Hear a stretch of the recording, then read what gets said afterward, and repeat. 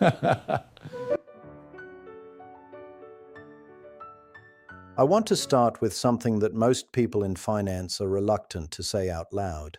The American housing market in 2026 is not broken for a small group of people at the margins. It is broken for the majority. The incomes required to comfortably afford a home at today's prices and today's interest rates are incomes that most American households do not have. That is not a political statement. It is not pessimism. It is arithmetic. And I think you deserve to see the arithmetic clearly, without the softening language, without the false reassurance, and without the assumption that somehow the numbers will work themselves out in your favor if you just want it enough. What I'm going to do in this video is run the actual numbers at 4 price points: $250,000, $500,000, $1 million, and $2 million, and tell you with precision what income is required to own each of those homes responsibly in 2026. Not what income gets you approved by a bank. Not what income technically qualifies you on paper. What income actually allows you to own that home without compromising your retirement, your savings, and your financial stability. There is a meaningful difference between those things. Let's work through it. Before we get into the 4 price points, I want to establish the framework I use to evaluate housing affordability, because the framework matters more than the specific numbers. Most people are familiar with the rule banks use, sometimes called the 2836 rule. The premise is that your total housing payment, including principal, interest, property taxes, and insurance, should not exceed 28% of your gross monthly income. Gross means before taxes, before your 401k contribution, before your health insurance premium, before every deduction that reduces what actually lands in your bank account. I have a problem with gross income as the denominator in any affordability calculation, and here is why. Gross income creates a distorted picture of what you can actually afford. Two people earning exactly the same gross salary can have dramatically different take-home pay, depending on their tax situation, their retirement contributions, and their benefit elections. The person maxing out their 401k, which is the financially correct behavior, is taking home thousands less per month than someone contributing nothing. If you use gross income as your baseline, you penalize the person making smarter financial decisions. The framework I use is built on net income, what actually clears into your account after all deductions. And my target is that total housing costs, which I define as mortgage principal and interest, property taxes, homeowners insurance, and any HOA fees, should not exceed 30% of that net figure. 30% of net is meaningfully more conservative than 28% of gross, and that conservatism is intentional. I want you to own a home and still be able to fund your retirement accounts, maintain an emergency reserve, and live a life that does not require you to be perfectly employed with no unexpected expenses in perpetuity. That is not an unreasonable standard. It is actually a minimum standard of financial health. One additional point before the numbers: none of what I am about to show you accounts for maintenance. Homes require ongoing capital expenditure. HVAC systems fail, roofs age, plumbing leaks.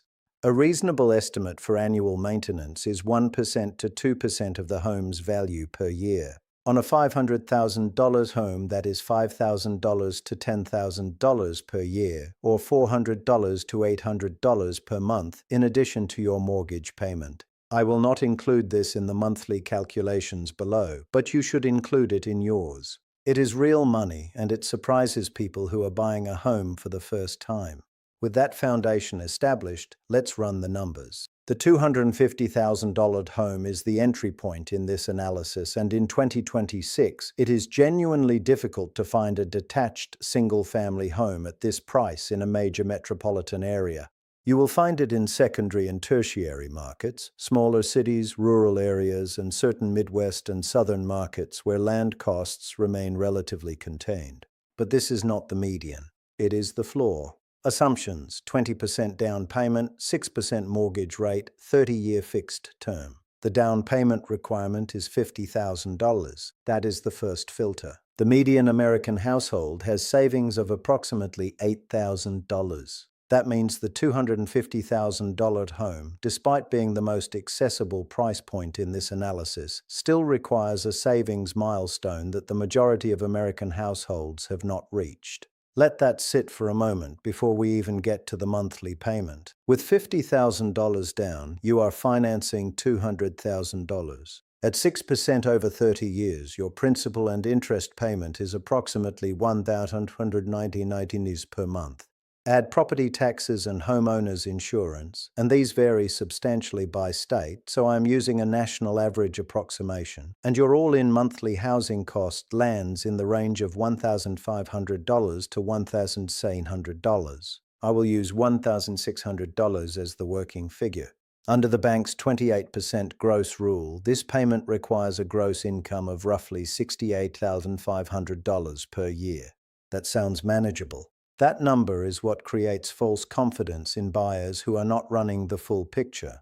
Under my 30% net rule, assuming approximately 75% take-home after taxes and standard deductions, you need $5,333 in monthly net income to keep housing at or below 30%. That gross-up produces a required salary of approximately $85,000 per year. There is a $16,500 gap between what the bank will approve you for and what I believe you actually need to own this home without financial strain. That gap represents the retirement contributions you are not making, the maintenance fund you are not building, and the margin of safety you do not have when the water heater fails in January. My honest assessment, the $250,000 home is attainable for a disciplined single earner at $85,000 or a dual-income household where both individuals are earning in the mid-$40,000 range. It is not a comfortable purchase on $68,500. It is technically possible. There is a difference.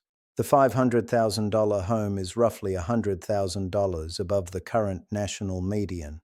In most non-coastal markets, this buys you a genuinely comfortable home, 3 or 4 bedrooms in an established neighborhood with room to grow. This is the aspirational target for a significant portion of the American middle class. 20% down on $500,000 is $100,000. That is the down payment, not the closing costs, which will add another $10,000 to $20,000, not the moving expenses, not the initial furnishing and repair costs that come with every home purchase, just the down payment, $100,000 in liquid, accessible cash. I want you to hold that number against the median American savings figure of $8,000 that I referenced earlier. The $500,000 home is accessible to people who have either spent years building dedicated savings, received family assistance or an inheritance, or are a dual-income household with sufficient combined savings rate.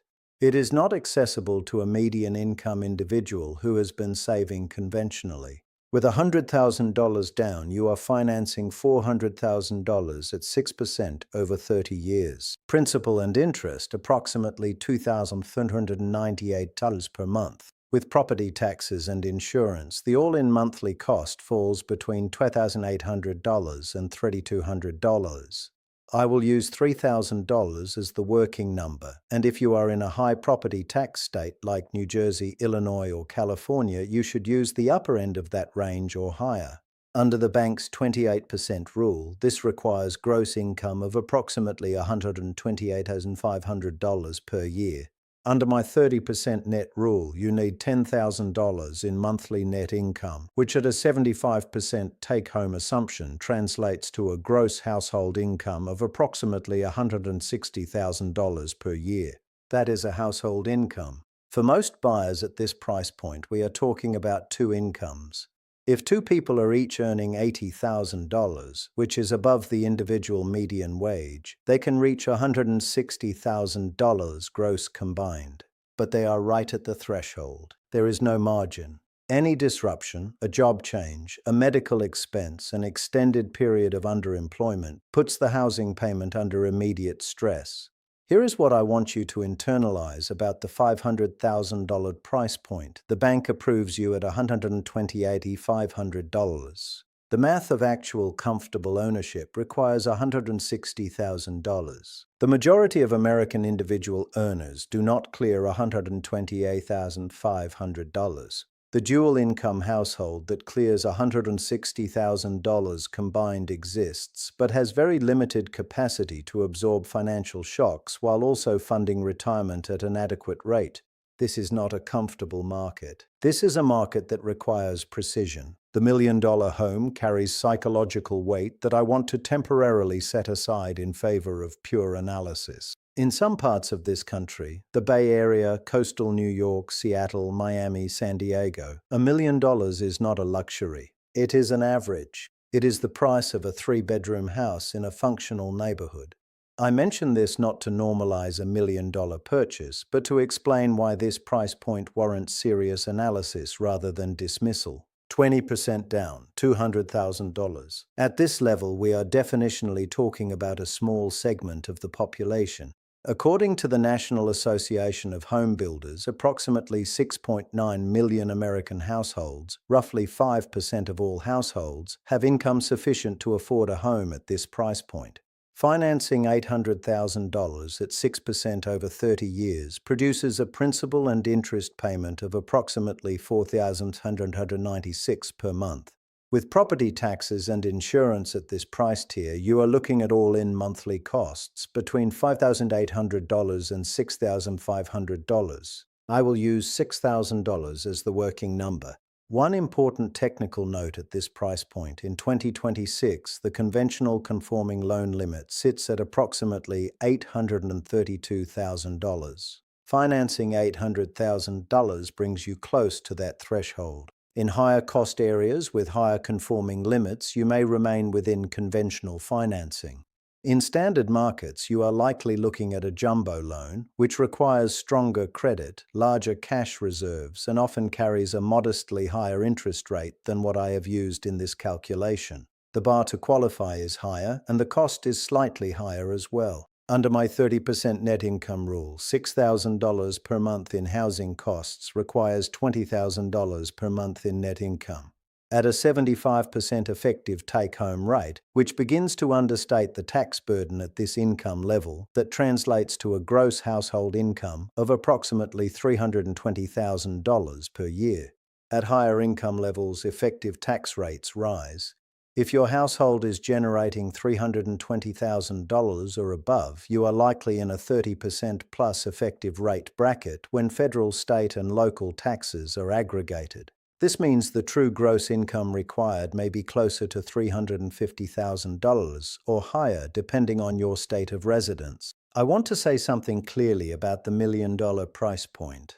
The people who comfortably own these homes are not simply high earners. They are high earners with substantial accumulated capital, often including equity from a prior home sale, meaningful investment accounts, or both. First-time buyers reaching for $1 million home in 2026 on income alone, without a capital base behind them, are making a decision that leaves them with almost no margin for error. That is not a judgment. It is a description of the risk profile. At $2 million, we have entered a market segment that applies to approximately 2% of American households. Social media has done something interesting to the perception of this price point. It has made it feel more common than it is. Luxury real estate content is disproportionately visible. The people who own $2 million homes are vastly outnumbered by the people who watch content about $2 million homes. I want to recalibrate that perception before we run the numbers. 20% down on $2 million is $400,000 in cash. You are financing $1.6 million. At 6% over 30 years, the principal and interest payment is approximately $9,593 per month, essentially $10,000 per month before taxes and insurance.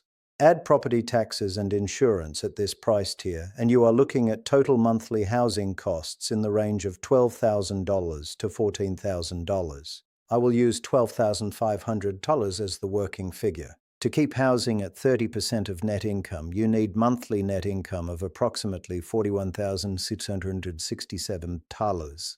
Given the tax rates that apply at this income level, we are now firmly in the 32% to 37% federal bracket, plus state and local taxes in many jurisdictions. The gross income required to produce $41,667 in monthly net income is approximately $700,000 per year. In high-tax states like California or New York, the gross income requirement rises further. $700,000 per year in household income. The number of American households reaching that threshold is vanishingly small, a fraction of a percent of the total population. It typically requires either two very high compensation careers, senior technology executives, physicians in high-demand specialties, investment bankers, corporate attorneys at senior levels, or a single earner at the peak of a particularly lucrative profession. I want to make an observation about the $2 million price point that distinguishes it from the others. Below $1 million, affordability is primarily a question of income and savings discipline. At $2 million, those factors still matter, but the more determinative variable is often tax efficiency. At $700,000 in gross household income, the difference between a well-structured tax strategy and a poorly structured one can be $50,000 to $100,000 per year in after-tax income. The question stops being purely about earning and starts being substantially about structuring. This is not a video about tax optimization. But I want to flag that at this price point, the financial conversation necessarily becomes more complex, and the margin for error, if your income fluctuates, is not more forgiving just because the numbers are larger. Let me put the 4 price points in direct comparison so the pattern is clear. A $250,000 home requires approximately $85,000 in gross annual income to own comfortably under a 30% net income standard. A $500,000 home requires approximately $160,000. A $1,000 home requires approximately $320,000. A $2,000 home requires approximately $700,000. The median American household income in 2026 is approximately $80,000. That means the median American household can afford, under a responsible affordability standard, a home priced somewhere below $250,000, which in most desirable markets does not exist in meaningful supply. That is the housing crisis, precisely described. It is not primarily a supply crisis, though supply constraints are a contributing factor. It is fundamentally an affordability crisis driven by the combination of elevated interest rates and home prices that have not corrected to match the new rate environment. And I want to be honest about what that means for you as an individual making financial decisions. The market does not care about your desire to own a home. The numbers are what they are. The question is what you do with accurate information rather than aspirational thinking. I want to close with the most important instruction in this entire video, and it is a simple one. Run your own numbers, not the bank's numbers, not the rule of thumb numbers. Your numbers, your actual net monthly take-home, your actual existing debt obligations, your actual savings target for retirement, your actual emergency fund status, and your actual projected housing costs, including maintenance. When you run those numbers honestly, you will arrive at one of 3 conclusions. First, you can afford the home you are considering with genuine margin, meaning you can own it, fund your retirement, maintain an emergency reserve, and absorb a reasonable financial shock without crisis. If that is your situation, move forward with confidence. Second, you can technically afford the home but without margin, meaning you can make the payment but you are exposed and any disruption will require painful trade-offs. If that is your situation, you are making a decision, not a mistake, but you should make it with open eyes. Third, the numbers do not work. Not at this price point, not in this market, not right now. If that is your situation, the correct response is not to find a more favorable rule of thumb or a more lenient lender. The correct response is to adjust the strategy, different market, different timeline, higher income, more savings, or some combination. What you do not want to do is let a bank tell you what is affordable. Banks are not in the business of your financial wellness. They are in the business of underwriting risk for themselves. Their qualification standards are the floor for their protection, not the ceiling for your benefit. Know your numbers. Make your decision from that position. That is the only version of this conversation that matters. If this kind of analysis is useful to you, I have a video on building net worth from the ground up, covering the full picture of how income, savings rate, and investment decisions compound over time into a position where decisions like home buying become straightforward rather than stressful. I will link it at the end of this video. Thank you for watching. Peace.